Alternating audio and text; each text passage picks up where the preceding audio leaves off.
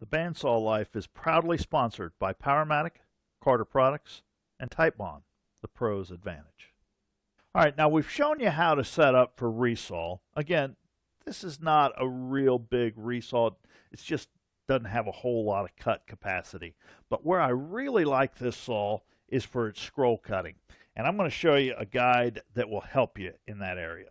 This is called a blade stabilizer. You'll notice it has a groove for the offset or for the back edge of the blade. That way the back edge stays constant and it gives you a pivot point. The other cool thing about this guide, you don't use any lower guides. And on this saw, that's a big plus because getting up underneath that table to do those adjustments is quite the bear. We'll unplug our saw. So the first thing that we want to do is get that table out of the way.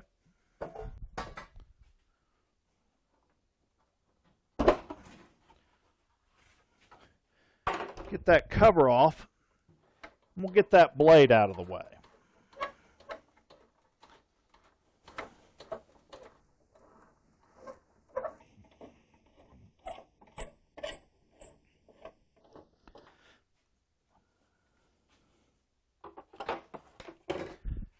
Now, I find it just easier to get the blade on and off if you just loosen those two Phillips heads and get the guard off and out of the way.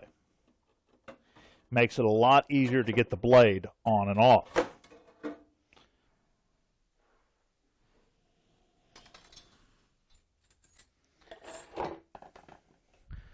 Now, remember I said you don't use any lower guides? Normally, I would just slide these back out of the way so that I don't lose them, but I'm going to take them off to prove that there's nothing underneath the table.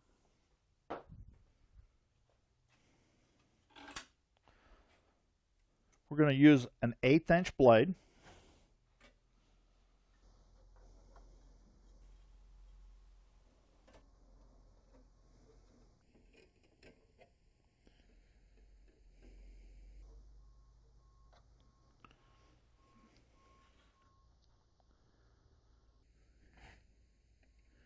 Before we get too excited here,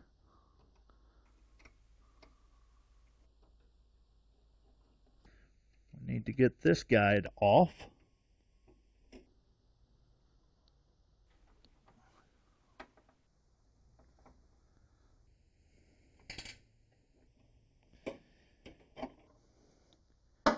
We're going to slide that stabilizer right back into place.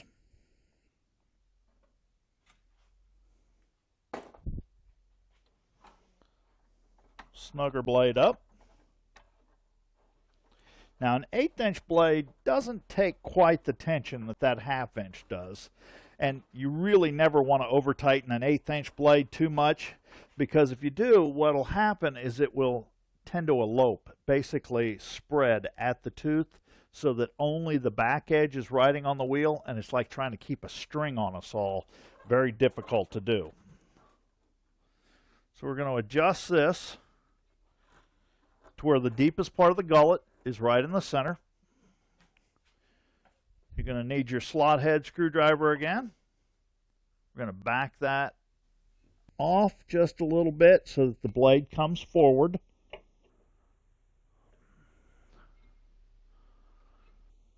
So now we've got the deepest part of the gullet right in the center of the wheel.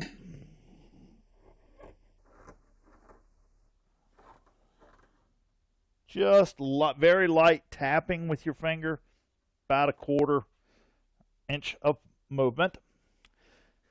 All right, now one time you're going to have to adjust that bearing side to side. That way it lines up with the back edge of that blade. So we'll just bring that up to the back edge. I've loosened this screw right here. I'm going to rotate that so that I know that that stays right there where it's supposed to. And it'll kind of self-align. Once it does, well, then we just snug that up. And that's the only time you'll have to do that side-to-side adjustment, unless you change a tire or something like that. Now, the way that we adjust this, we know that the deepest part of the gullet is right in the center of the wheel. We're going to bring this forward and actually push the blade forward about 1/8 of an inch, spring loading the blade. And we'll tighten it. Now the first time that I rotate this wheel, that blade moves forward just that little bit, the same amount that we pushed it forward down here. Then we're going to use our thrust adjustment to bring the blade back that little bit. That way the blade is sprung into the groove. Gives you a great deal more rigidity. Plus, when you cut in, you want to back out, the blade doesn't pop off quite as easily as it would if it was just free between two guides. And that is all that it takes to set this up and adjust this, and I'll show you what it'll do.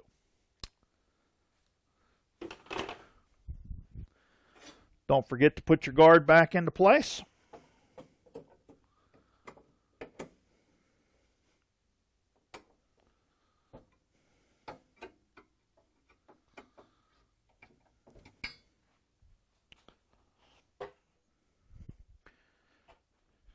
Remember to put your cover on first. It's a little bit easier than trying to get it down between that table.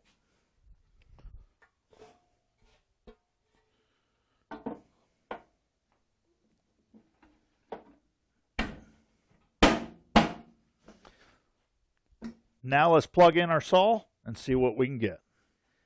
All right, now I've got just a small piece of maple. Got our saw plugged back in.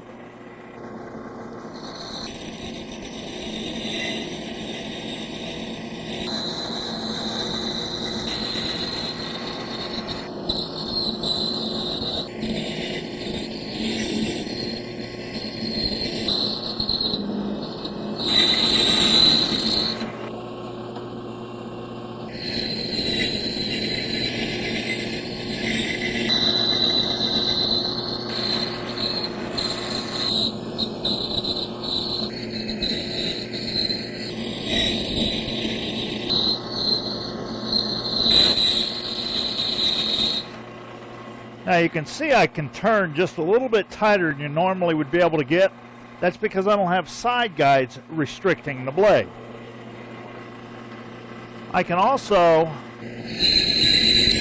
cut in and back out without that blade popping off the saw like it normally would if it was just freewheeling between a couple of guides.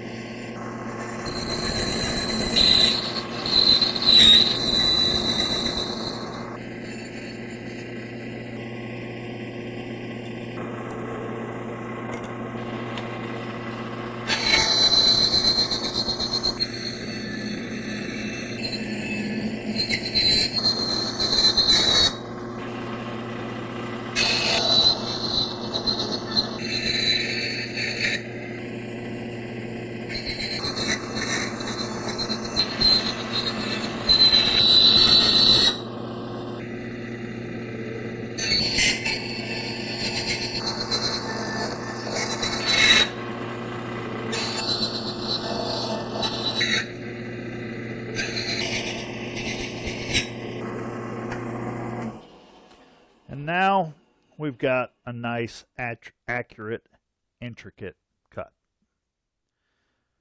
Now we've shown you both resaw and scroll cutting. I will tell you, this saw, even though it's a wonderful scroll cutting saw, one of my favorite things to do with this is if you get yourself some dry erase board, cut it out the size of the table, and then cut into it, it will give you a much smoother surface than what you have here, and you won't catch all those little edges as you would with this original table. Now, that being said, I hope you've enjoyed what you've seen. I hope that it helped you get your saw set up. Thanks for watching. See you again next time.